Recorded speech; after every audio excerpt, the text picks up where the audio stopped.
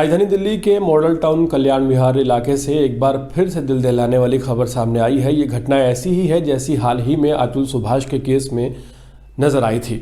अतुल सुभाष ने हाल ही में, जो कि एक एआई इंजीनियर थे बेंगलुरु के, इस दुनिया को अलविदा कह दिया था और एक वीडियो बनाकर ये बताया था किस तरह से उनके ससुराल पक्ष की तरफ से उन्हें उत्पीड़ित किया जा रहा था और लगातार उनके ऊपर जो उत्पीड़ना थी वो जारी थी। एक के बाद एक कई केस चल गए थे।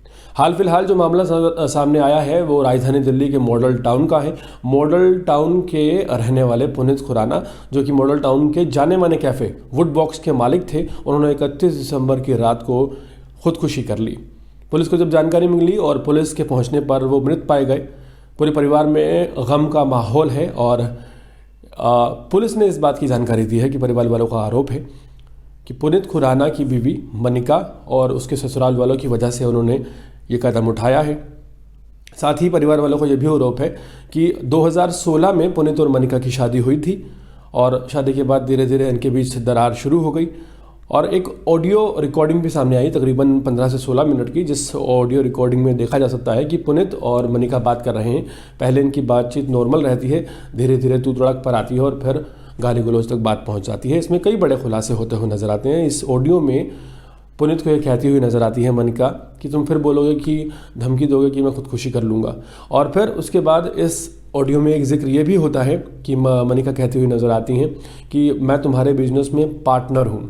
तो ये सब बातें कहीं ना कहीं इस पूरे मामले की तरफ इंडिकेट करती हुई नजर आती हैं। लेकिन सबसे ज़्यादा हैरत की बात यह है कि परिवार वालों ने आरोप लगाया है 9 साल पहले तकरीबन 1 करोड़ 65 लाख रुपए उधार लिए गए थे पुनीत खुराना की तरफ से। पुनीत खुराना से मनिका के घर वालों ने जो लिए थे वो रकम शायद वापस नहीं दे रहे थे और ये लेन देन का मामला बताया जा रहा है।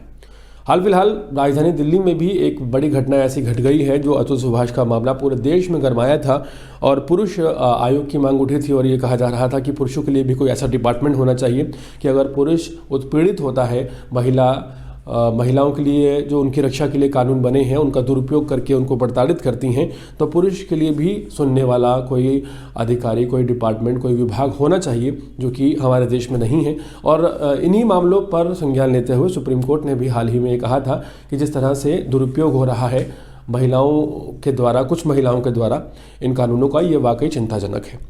तो सुप्रीम कोर्ट की भी टिप्पणी आई थी और हाल फिलहाल ये मामले बढ़ते हुए नजर आ रहे हैं। राजधानी दिल्ली में जिस तरह से पुनीत खुराना का मामला मॉडल टाउन के कल्याण विहार से सामने आया है, वो एक जाने माने कैफ़े के मालिक थे, अच्छा खासा बिजनेस था, पैसों की कमी नहीं थी, बावजूद इसके उन्हें इतना टॉर्चर किया गया कि उन्हें इस दुनिया को अलविदा कहना पड़ा।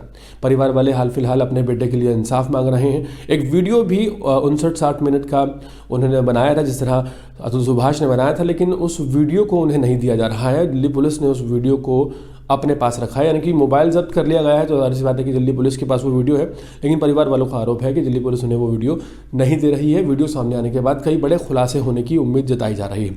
हाल फिलहाल राजधानी दिल्ली के अलावा जितनी भी मेट्रो सिटीज़ हैं और बड़े शहर हैं, उन सब की अगर बात की जाए तो ये मामले बढ़ते हुए जा रहे हैं और जो घरेलू कलह है, जो कलेश है, इसके चलते घर भी टूट रहे हैं और कई पुरुष अपनी ज़िंदगियां भी तबाह कर दे रहे हैं। लेकिन बावजूद इसके सरकार ने कोई ठोस कदम अभी तक नहीं उठाया है। उम्मीद है कि कोई ऐसे विभाग का निर्माण किया जाए जो कि पुरुषों की सुनने के भी तैयार हो और उनके लिए भी मदद में खड़ा हो, क्योंकि आए दिन पुरुषों की इस तरह से जान जाने के मामले लगातार देश में बढ़ते जा रहे हैं।